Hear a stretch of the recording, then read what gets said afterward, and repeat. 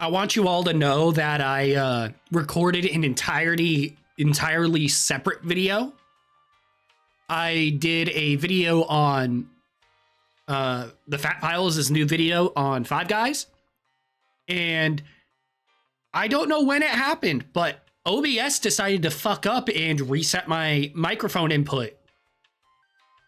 And proceeded to not record my voice for any of the video. And I didn't notice until the very end.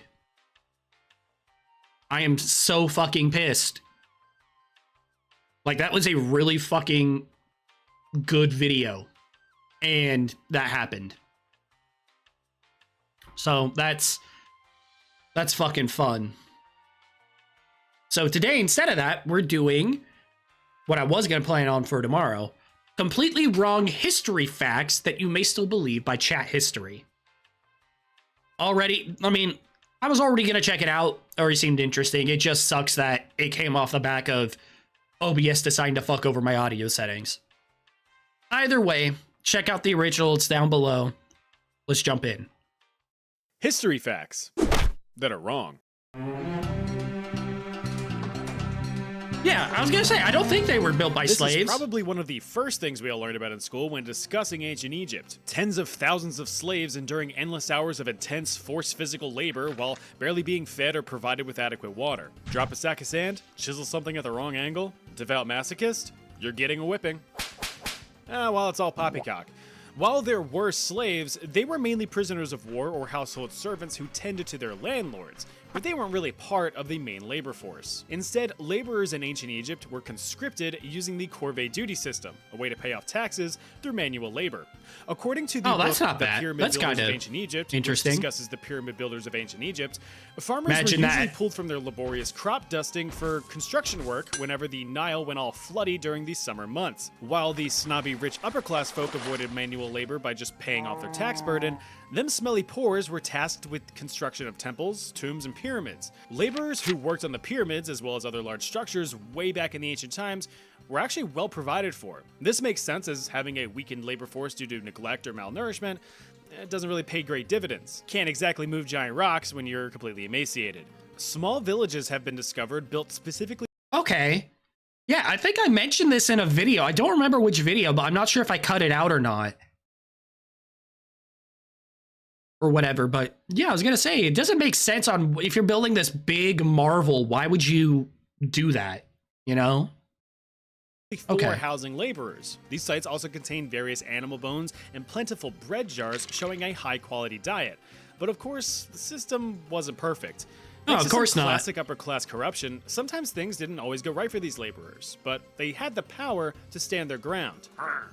Dating all the way back to 1170 BC, written evidence has been found of an artisan's strike while constructing a tomb for then-pharaoh Ramesses III.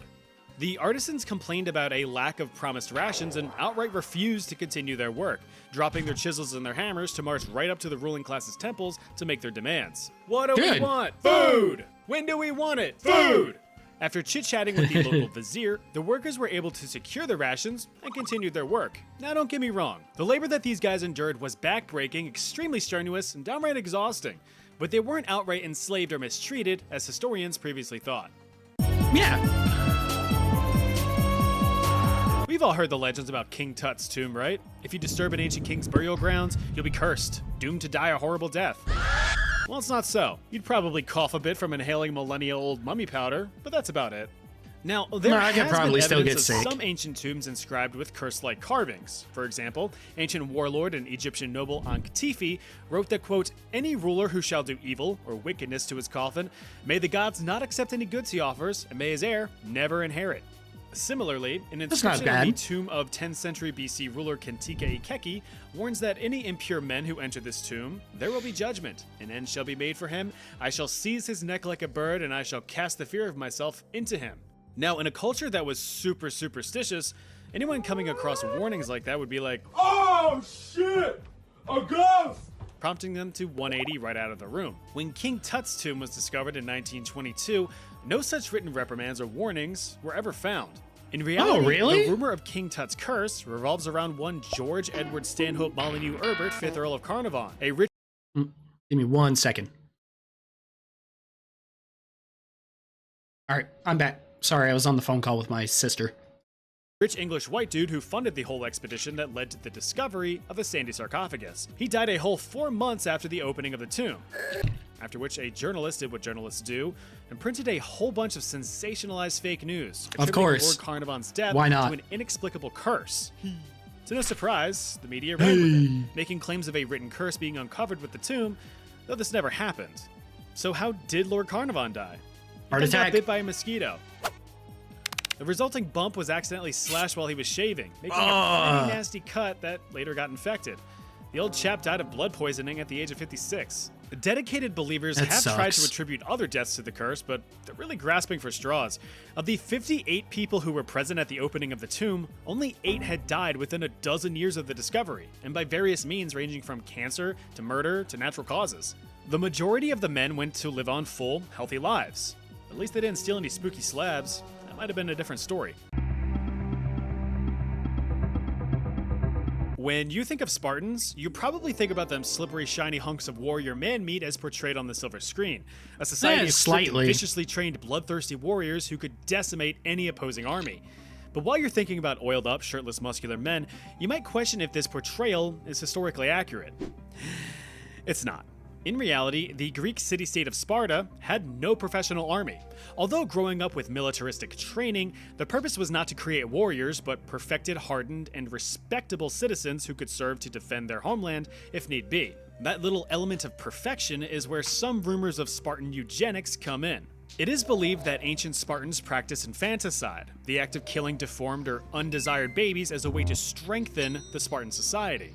However, the biggest downfall of this myth is that there's only one historical source that alludes to this barbaric practice, and it's Only this guy, one? Roman historian Plutarch. He wrote that Spartan elders would examine newborns for imperfections or weaknesses. Good, bad, good. What the? Hello, Daddy. That made me If any uncomfortable. were ever found, they would just yeetus the fetus off the Taygetus mountainside. This ensured that only the best of the best would be able to thrive to crushing adulthood. That makes This bit no of literature sense. is almost certainly a bunch of baloney. While historians can't confirm with 100% certainty, they can confirm with 99.9% certainty that this just flat out never happened. Excavations So around why'd the he say proposed that? baby hucking sites have failed to present any supporting evidence. There have been a few adult remains discovered, but no teeny tiny toddler tibias were ever among them. If you needed more convincing, Plutarch's writings date some 600 years after the height of Spartan civilization. So it might have just been some silly Spartan slander. That would be like if future archaeologists in the year 4000 unearthed fan fiction from today about how medieval Europeans would just shit their britches to ward off witches. Sure, it's questionable, but you could kind of see that happening, right? Yeah, I could.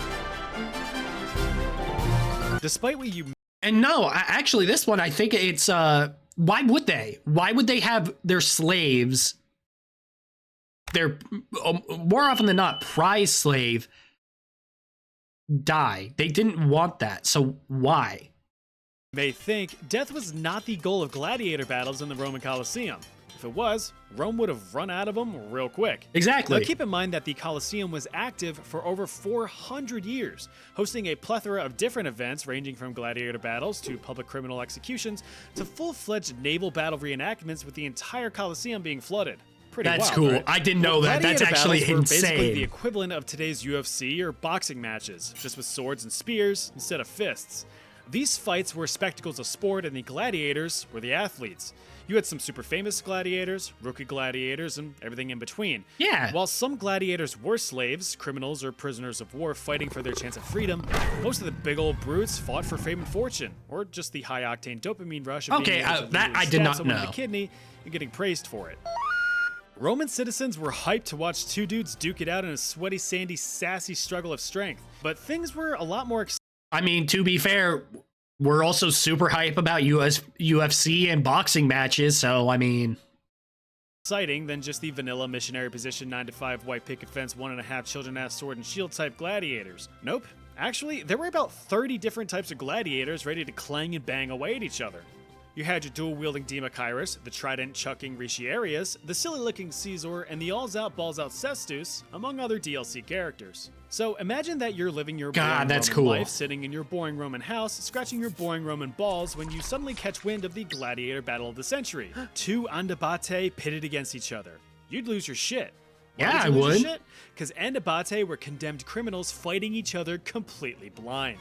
Yeah, as a form of punishment, two criminals equipped with nothing more than a sealed helmet and a rusty sword were dumped out into the arena and forced to square off. It's like watching two blindfolded kids trying to whack at a piñata, except they're both potential piñatas. Now, while formal gladiator duels were not to the death, of course some still died, but it was more common to die by bleeding out after the match had been called by the referee. Oh yeah, they had referees. These were often retired gladiators tasked with making sure that the rules of battle were being followed and stopping fights before final blows were dealt. You see, gladiators were expensive investments, so their managers wanted them alive for as long as possible, lest they start all over leveling up another rookie from scratch. So with all that being said, professional gladiator battles were not performed for the sake of death, just for the thrill of the fight, and the potential of death. Oh, please.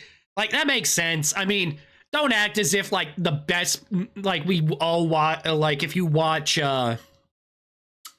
NASCAR, you haven't looked at a NASCAR crash compilation or an F1 crash compilation. Like, nah, there's entire channels for that shit.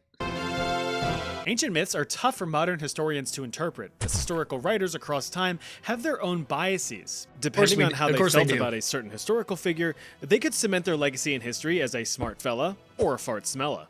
The prevailing myth that Roman Emperor Nero diddled his fiddle as Rome burned to the ground is one that should go up in smoke. It's commonly believed that Nero, having descended into madness over the course of his reign, started the Great Fire of Rome in 64 AD, a disastrous and destructive inferno that destroyed nearly 3/4 of the Roman capital.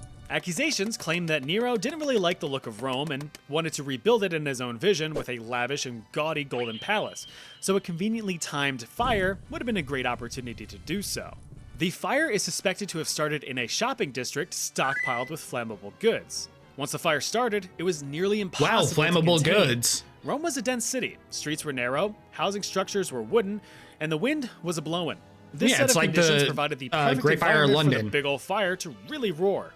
The blaze lasted for 9 whole days, decimating 10 of Rome's 14 districts. But was Emperor Nero to blame? Not at all. According to Tacitus, one of the most influential Roman historians at the time, Nero was not near Rome when the fire started. He was actually several miles away in the coastal town of Antium, but he rushed back home to Rome once he caught wind of the disaster. When he did get back, Nero actually funded relief efforts and opened up private gardens and other structures for shelter to those affected. Despite these efforts, Nero still came under scrutiny from the nobles who hated him, claiming that he should have responded sooner and provided more assistance. Yes, I should have gotten here sooner than once I heard about it and provided more assistance, as if I didn't, pay a bunch of money to help or, open up private gardens and shit. Like, totally could have done more. Freaking Nero, dude. I bet my scorched ass cheeks he started that fire himself. Yeah, you're right. He probably did. Guys. Thanks, Nero. He was literally miles away in another city. It's the fucking thanks Obama meme. What did you do? And that's how rumors start. Fucking Nintendo snapped that motherfucker. Historical evidence that Nero started the fire, and especially no evidence that he played the fiddle when Rome burned. Mostly because the fiddle wouldn't be invented for another 900 years. It's probable that the claim is part of Christian propaganda, as Nero famously blamed them for the fire, leading to their persecution. So who really got the last laugh? It was Nero. He burned a lot of Christians. Yeah. Quite a lot of historical myth from, like, mythological figures, like, especially, like, Norse, I know a lot of. But quite a few are tinted through Christianity, because I know with Norse, they didn't really have a whole lot of, like, their stories written down. So the only big stories that we have from them are written through a Christianity's view, which is why, like, Loki more than likely wasn't, like, evil, like he's really depicted in myths a lot of the time. It's just Christianity put everything through like a what would you call it? Good and evil type of shit.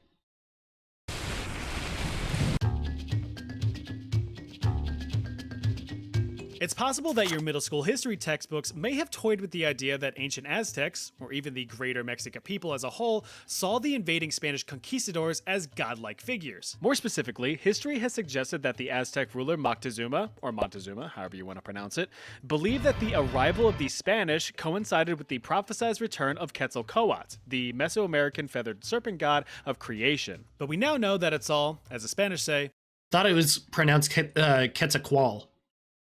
That's how my sister pronounced it. a bunch of caca.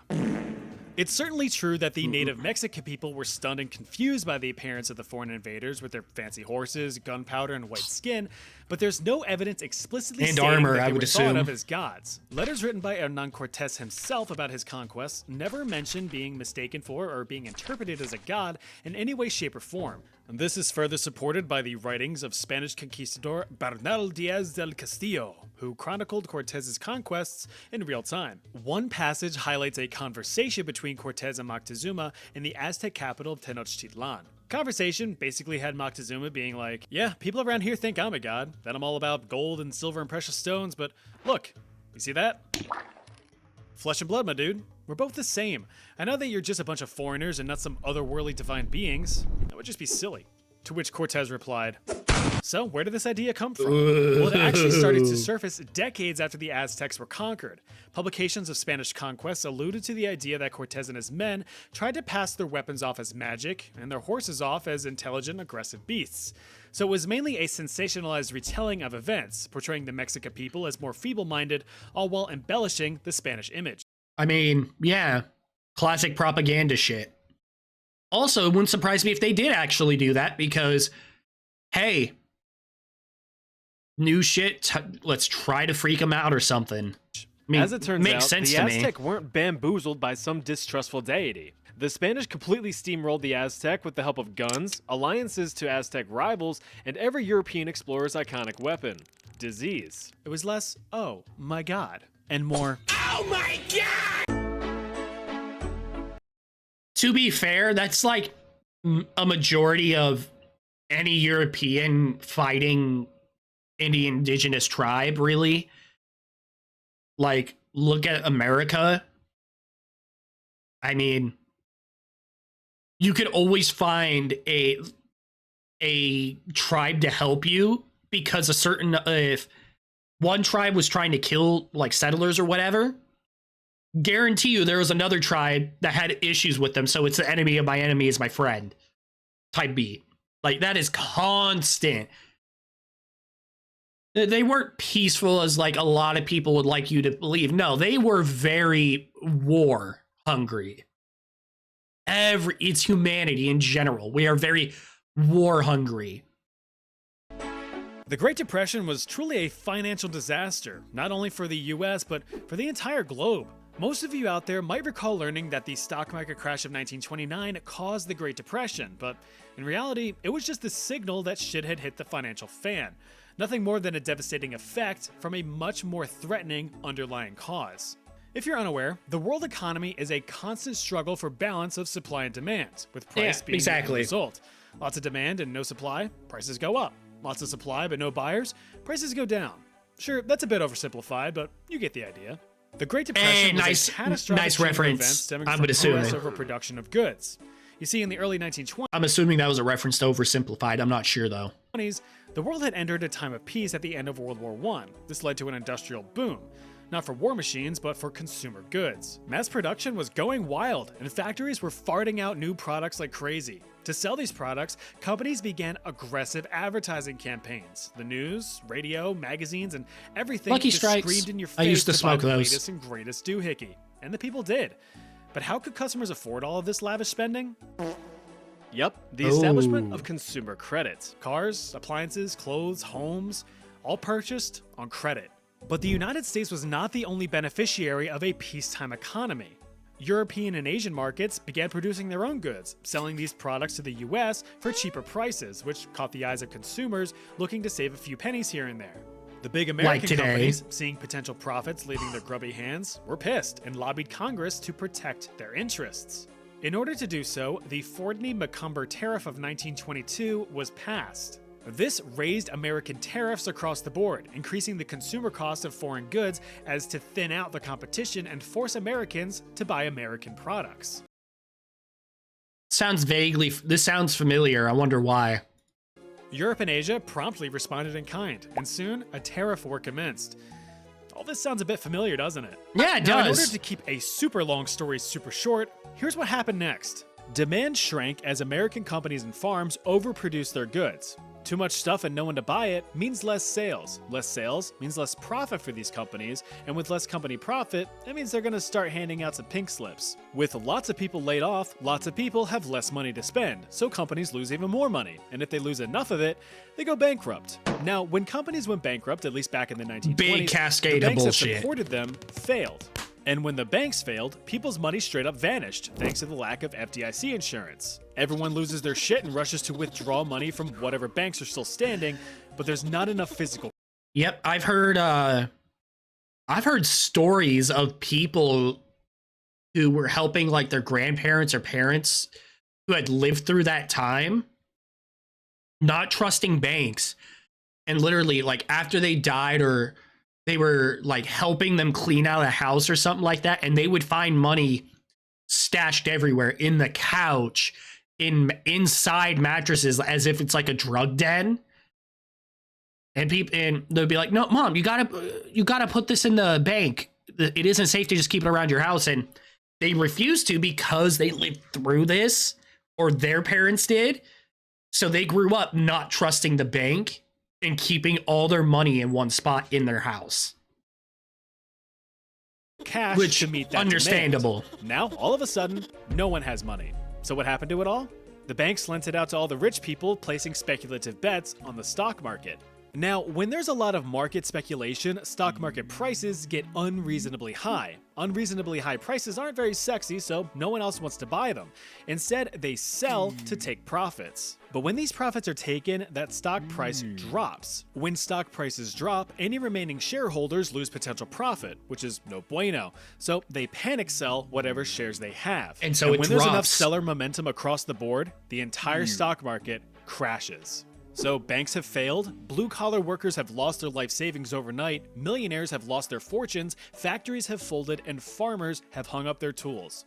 Not only did this cripple the United States, but the entirety of global trade. The United States could not meet critical export demands, and foreign economies selling raw materials such as sugar, rubber, and lumber lost their biggest customer, and thus most of their money, impacting their economies. The Great Depression was without doubt one of the worst economic disasters of the modern age. The American economy struggled until the United States entered World War II in 1941, where demand for production and labor picked right back up. To put it simply, the 1929 stock market crash did not cause the Great Depression. It was the writing on the wall that the system was breaking. Afterward, Yeah, no, that the was banking the- system was overhauled and the stock market It was like it was the final nail in the coffin.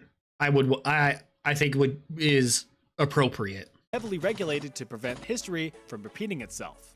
And we'll see how that goes. Yeah, Well, we'll that's the see. end of this video. Did you learn something new? I hope did. so. Want to see a part 2? I hope so. Let me know in the comments. Until then, here's another video. I'll see you over there. Make sure you guys go and like his video, give him a shout, give him his love. Well, that was completely wrong history facts that you may still believe. That was a good video. I enjoyed that a lot. Make sure you guys check it out. Like, comment, subscribe, all that jazz. And until next time, take care of yourselves. See ya.